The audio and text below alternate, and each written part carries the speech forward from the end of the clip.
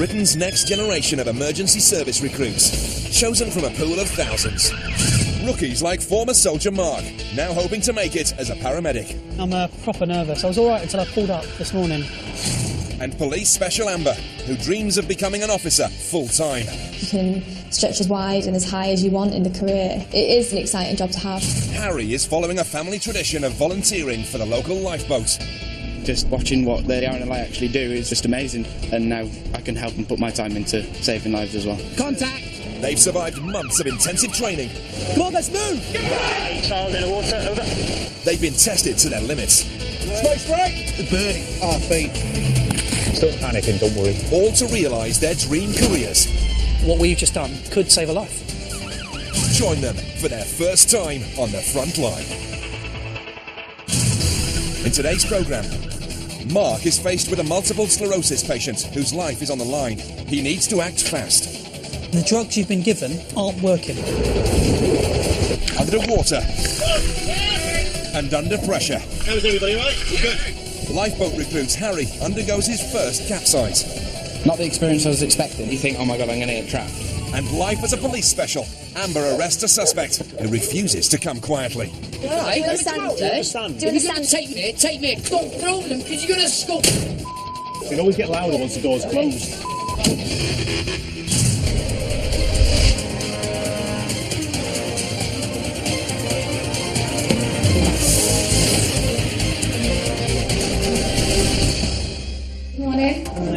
Recruitment day at West Midlands Ambulance Service.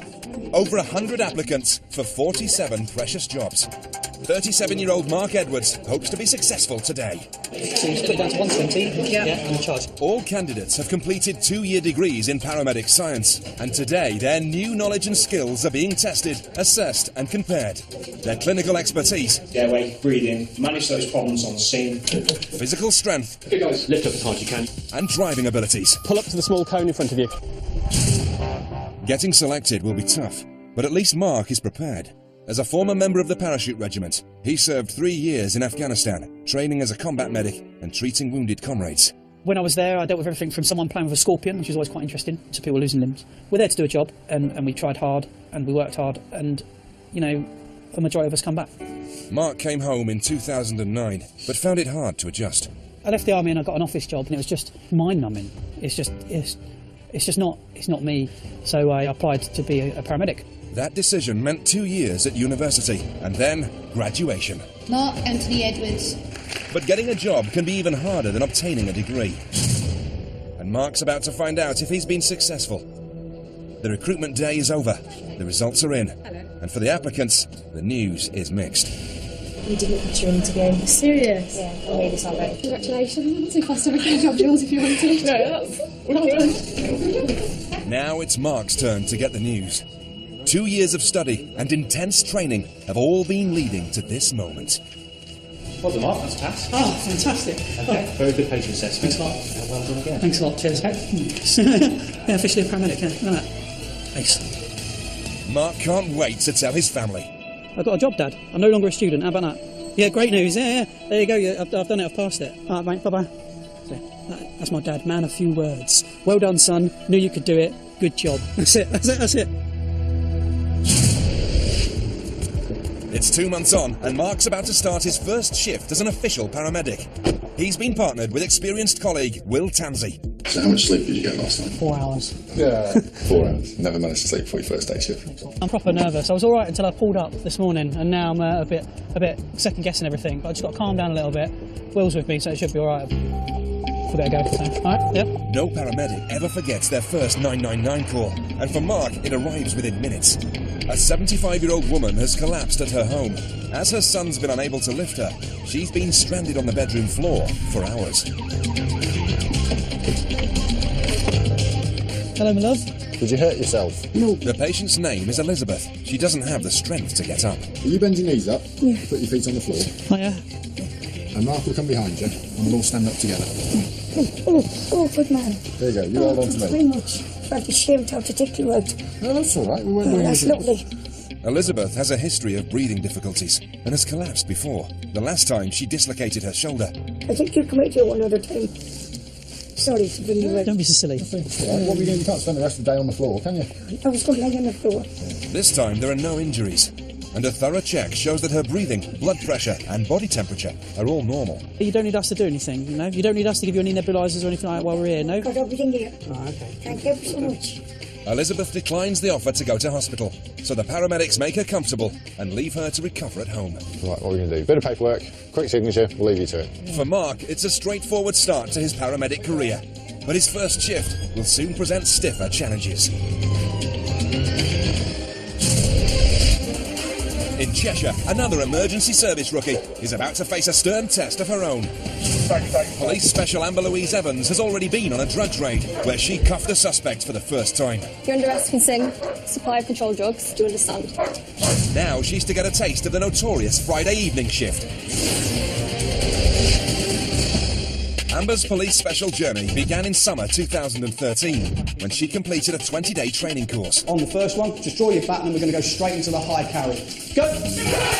Although police specials are volunteers, they have the same powers as regular officers when on active duty. They also face the same risks.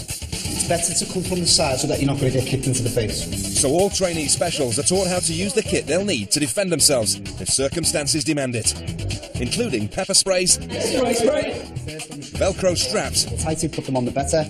plastic hoods, Spittle goes on. and of course, handcuffs. Get the second cuff on, tighten them up, check for tightness and double lock. Amber couldn't wait to complete the course and go out on the streets as a special. I think helping people is really the driving force that has made me interested in joining the police. Her ultimate aim, becoming a full-time officer. There's quite a few careers which you can go into which will help people, but with the police being so varied and you can stretch as wide and as high as you want in the career, the diversity of it is just something which you can kind of add to your life. 8 weeks later, and the training's behind her. Amber arrives at the station to prepare for duty. It's only her second shift, and it promises to be eventful. It's a Friday night, anything can happen. It's just going to be jobs flying at us and it's just going to be the complete unexpected. Specials are assigned constable tutors, and Amber's mentor is PC Richard Whitehead, a seasoned officer. And with experience comes a sense of whether things will be quiet or hectic. This week already, leading up to today, has been a very busy week for the whole of Warrington. Lots of arrests, lots of people in custody. And today already, you can tell by the mood on the radio, it's going to be a busy evening. Richard and Amber's first job involves the arrest of a man suspected of shoplifting. This is a crime that recently hit a 10-year high, with an estimated 2.7 million offences against retailers. You usually find people steal meat and stuff from shops because it's quite easy to sell on easily, isn't it, for drug money. The annual cost of retail crime in the UK is now £1.6 billion. The officers reach his address. If he's at home, it will be down to Amber to make the arrest. Get my phone. Another officer goes round the back, just in case the suspect tries to do a runner.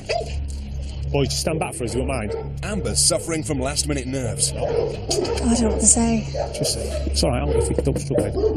So you need to speak to you about something, and just lock him up. She needs to get the words of the caution exactly right for it to be legally sound. Hello. Is he in? No. Where is he? What do you need for? Just come in and have a chat. Double quick, where were you? What's this all about? Am I getting arrested for something? Yeah. Oh my God, you are joking. Don't worry about it. Joking. What for now? You're under arrest for suspicion of theft of wine from the 15th of May. You don't have to 15th say, of May? When did I go to jail? We weren't in jail then, we've already 15th checked. of you don't May? have to say anything, but it may harm your defence if you do not mention when questioned something which you later rely on in court. Anything you do say may be given evidence. Do you understand? If Do you you're going understand to it? take me. Get me Amber's arrest and caution were word perfect. Despite the suspect's anger, she showed no sign of nerves.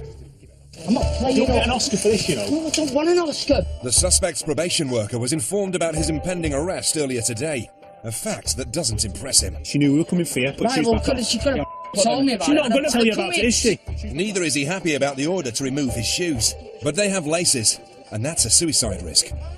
You don't need them, do you? Listen, he's not happy with the laces on your own. The loose laces. Give them here. Don't throw them on the floor. They cost me a lot of money. You walk on the floor, what's the Yeah, point of but walk? don't throw them because you're going to scope. So they always get louder once the door's closed. To the new recruit, it's already clear that specials face the same hostility as full-time officers. So how did she cope with the suspect's aggression?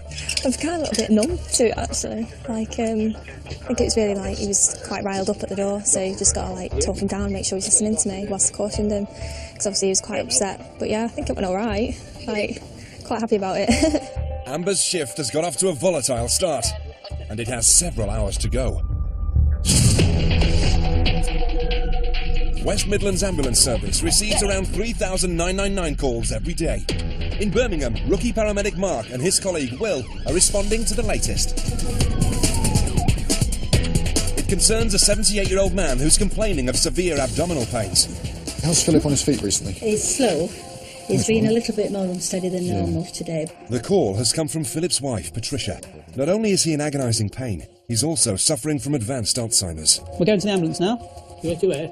We're going to the ambulance. Oh, yeah. Yeah, so you're coming with me? Oh, right. Yeah, you are, yeah. Does Beth know as well? Yeah, she does. She's coming with us as well. Right. Okay? Alzheimer's disease affects almost 500,000 people in the UK. 1 in 3 people over 65 will die with some form of dementia. Philip, line that stretcher for me, okay? Swing your legs round. There you go, don't worry about the sheets. There you go, last one. Mark tries to find out the cause of the pain. There you go. First, he examines Philip's stomach. Yeah, it's distended, isn't it? It feels bloated and hard to the touch. What did you notice about his trousers not fitting? They wouldn't fasten. Just wouldn't fasten? The waist wouldn't fasten. Mark makes a disturbing discovery. There's a blockage somewhere. Philip's stomach may be enlarged due to his intestine being blocked or twisted. It's definitely bigger. It feels firm. Yeah. But, I mean, I can't hear much going on in there, to be honest. Normally you can hear quite a lot. When did he eat last? At lunchtime. At lunchtime? Yes. A blocked intestine is serious. It can lead to tissue death and the intestine wall rupturing, with potentially fatal consequences. Philip needs immediate hospital care. Will drives without the sirens on to avoid alarming Philip and his wife. Once they arrive, the patient's rushed in for a scan on his intestine.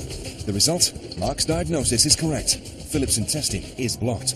He'll now undergo emergency surgery. I'm getting confidence in my skills, that the things I'm doing and the training I'm doing is all making sense, which gives me confidence to go on. I've got the training, I've just got to have faith in it, really. The training that paramedics undergo is tough, but not unique. For lifeboat volunteers like Harry Davis, the regime is every bit as testing. RNLI HQ in Poole, Dorset, and a batch of new lifeboat recruits are receiving a week of intensive training. They've been taught how to extinguish fires, helm a boat. Once you're happy, you can pick up speed. Read charts. So let's have a look at plotting that on here then. And light flares in an emergency. What do we use an orange smoke flare for? It's daytime stuff. 22-year-old Harry is an electrician. He's just joined the lifeboat service and has many new skills to learn. Push your hand straight out, don't bother looking at it. You shouldn't feel any warmth in your hand at all. Harry's wanted to be a lifeboatman since he was a boy. Sea rescue runs in the family. My dad was a tractor driver and I grew up living across the road, so it's something as a kid to be helping out. Just watching what the RNLI actually do is just amazing, and now I can help and put my time into saving lives as well. But in saving lives, lifeboat crews often risk their own. One of the most dangerous events at sea is a lifeboat capsizing, the focus of the next training session. As soon as you lose power, the boat ends up being on, doesn't it? And if we're in any sort of breaking surf, you only need a wave, sort of the height of the sponson really, to actually roll you over. If the engines were to fail, what do we want to get out immediately? The drogue or the sea anchor, absolutely. And it should be, as the helmsman's telling you, you should be jumping out of your seat to put that in. Harry's about to experience a controlled capsize, so he knows what to do if it happens on a call-out. There's a strict procedure to follow. Move your left leg backwards, hands down to the handrail, head to your hands, all the way down, like that. Harry's part of the first group to be capsized. The trainers will keep a close eye on the rookies to check they follow protocols under pressure. You grab the A-frame there. That's it, that's good. Harry's been assigned position 3 on the starboard side of the boat. So just to recap, we'll go heads to deck, the boat will go over, I'll blow my whistle, then it's all slow time, there's plenty of room under the boat. Okay, we can chill out and we'll sort ourselves out. A wave machine will create sea-like conditions. Then a powerful crane will tilt the boat. Okay, heads to deck, please. When it capsizes, the rookies must shout their numbers to confirm they're okay. Numbers! The next stage, getting their bearings in an air pocket. How's everybody, right? All good. Was that okay, wasn't it? Before swimming to safety, ensuring no one's left behind. Harry followed the protocol perfectly. Not the experience I was expecting. When you're in the back seat and you're down like that, you've got your back leg out. In actual fact, you think, oh my god, I'm going to get trapped. And you don't, you just slide out and fall out. And your head doesn't even go underwater. I mean, the water comes up to about here, and you just sort of pull yourself round after you've shouted out your numbers and work your way to the front. I mean, I'd go and do it again. It's a month on, and Harry's on call near his hometown, the Welsh coastal resort, Abu Dhabi. While he waits on standby, he takes some time out with fiancée Bethany. Harry proposed to her on this cliff top just a few weeks ago. The sun was out, there's no clouds, and it was just absolutely gorgeous. And to be honest, I wouldn't have wanted to do it anywhere else. The couple both grew up in the area. They know that while the sea looks calm now, that can quickly change. Living so close to the sea, I think it makes us understand a little more of how harsh the sea actually can be. It's very unpredictable. The strength and the power of it is phenomenal. Okay, Mick. Now, Harry's about to experience that sea power close up. His crew has just had a call-out. A group of holidaymakers are stranded on a sandbank on the outskirts of the estuary. They've been jet skiing and their engine has failed. The crew needs to reach them fast. The afternoon visibility may be good, but darkness is approaching. Harry spotted the jet skiers, and the crew go to rescue them. They were pulling an inflatable when their jet ski broke down. Hi guys, right? They're lucky the strong current swept them onto the bank rather than out to sea. 10 years old, never ever let us down. First time. Yeah, no, it's too quick. The inflatable needs deflating and towing back to dry land. The crew can't leave it here, as the heavy winds will sweep it out to sea, and it could be mistaken for a casualty needing assistance. This will go in the boat with us, and we'll tow this behind us. Want to deflate it, then? Yeah, basically, yeah, that's okay. But the inflatable's valve is jammed. Harry! Harry! Have you got pliers in the toolkit?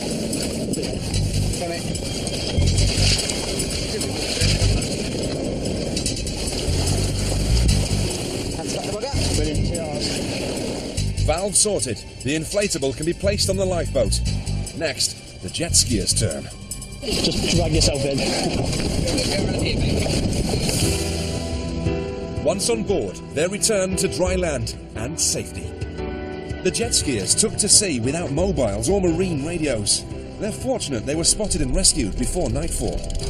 We were trying to get as close as we could back to the rocks on over the back there, just so we could try and get some attention. Yeah, we were just waving. It's one of those things you don't really have to want to go through, but then it's nice to know that there's somebody always there to rescue you when you're in need. And luckily enough, they were there today, so it was good. Otherwise, we'd still be over there. Otherwise, we'd still be stuck. Yeah. Harry and his colleagues return to the station. Mission accomplished. Back in Warrington, Police Special Amber and her mentor Richard are out on patrol. Richard spotted a familiar car. He's convinced he recently saw it being driven suspiciously. You were going pretty quick over Bridgefoot, and I reckon it was possibly you who was going the opposite way from me by the cantilever the other day. Yeah, I was in a plain car playing a little Corsa, and I blew behind the wheel like I was screwing up the other way. Amber calls control to access the police national computer. Can I have a vehicle check, please? But the car and its occupants get the all clear. The BMW 3 Series in blue insurance is held, MOT in order. No report. Done. Cheers. Amber's radio skills are improving. On her first shift, she struggled with her call sign. Can I have a PNC person's check? That's 80573. Details when ready. What's that? Just say details when ready. Details when ready. Can't remember how to do it. But today, she's communicating like a veteran. And her observation skills are growing sharper too. During the stop, she spots a man throwing a package onto the roof of the car wash. Richard wants to find out more. He's claiming it had bread in it, and he does it all the time. So Richard's just getting the ladder out to see if he can go up and make sure he's telling the truth. Throwing bread in a sealed bag onto a roof seems a strange story, but the man wants to show it's not a false one. You're not going to do it. You're going to break your neck. He's determined to prove he's telling the truth. You're not going to put the ladder on that. Forget it. No, one second. No, you're going to break your neck, and I'm not going to go to hospital with you. We've got things to do. I'll trust you for now. As an old hand, Richard's used to the unpredictable world of policing. For Amber, it's a totally new but enjoyable experience. It's just so random, so hilarious. But at the same time, it's also one of those things which balance out the seriousness of the role and gives a good sense of diversity to the job.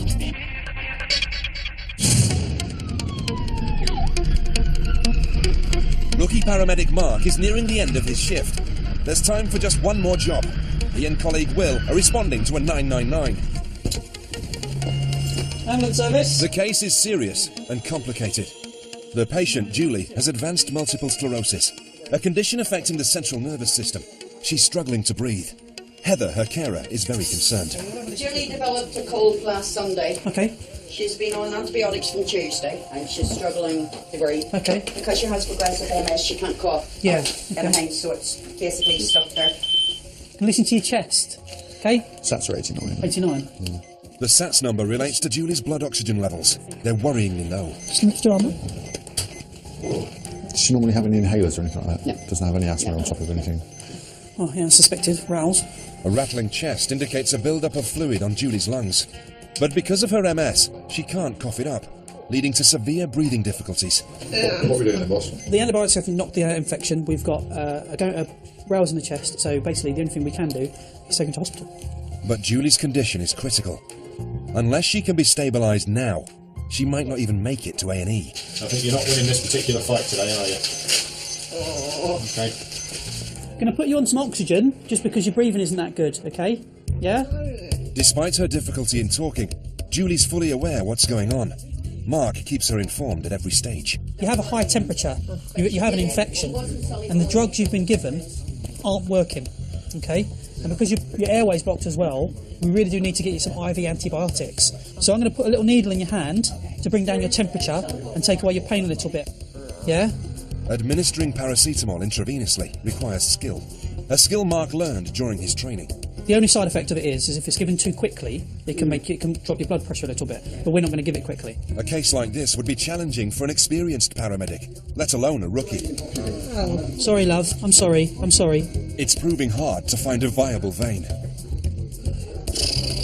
It might take repeated attempts.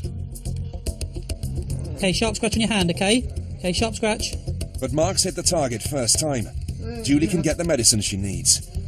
Give me some IV paracetamol, please. The paracetamol will bring Julie's temperature down, but it won't help her breathing. For that to happen, she needs urgent hospital treatment. There we go. Around 100,000 people in the UK have MS. Except in rare cases, the condition isn't fatal, but complications arising from it, like pneumonia, can be. Okay, you down? When they reach the ambulance, Will and Mark sit Julie upright. Hopefully the fluid in her throat will drain down, helping her breathe. Are you warm enough, Julie? I don't want to put a blanket on you and overheat you. Yeah, she's too hot as it is. Yeah. While observing Julie's vital signs, Mark starts to suspect she has sepsis, a potentially fatal body inflammation caused by severe infection. He'll report his concerns to the hospital when they arrive. Will's an expert blue light driver. He delivers Julie to A&E within minutes. Sepsis claims more than 37,000 lives in the UK every year, more than breast cancer and bowel cancer combined. It's a big killer. Sepsis leads on to something called SARS, which is an organ failure. If she went onto that, she has about a 10% chance of dying an hour. And if we as paramedics can't spot the sepsis, she won't get the treatment when she gets to the hospital, which is very definitive, it's very clear. What we've just done could save a life. Philip's operation on his twisted intestine was successful. He's now back at home with Patricia. The man accused of shoplifting wine from a local supermarket, whom Amber calmly arrested, despite him losing his temper, wasn't charged for that offence. And Julie's now home after a lengthy stay at hospital. Following intensive treatment, her severe infection has cleared up. Next time, the teaching's over. It's time for rookie firefighter Brendan to tackle real emergency. No fire service. The clock ticks for new paramedic Sam and a patient needing life-saving treatment. Do we come back? Yeah, it's alright. Now raise your legs up just to see if we can raise Michael's blood pressure first. And the chase is on as police special Becky tracks down a gang of suspected burglars. See if we can get through the gap, I'm not too sure, I might have to jump over.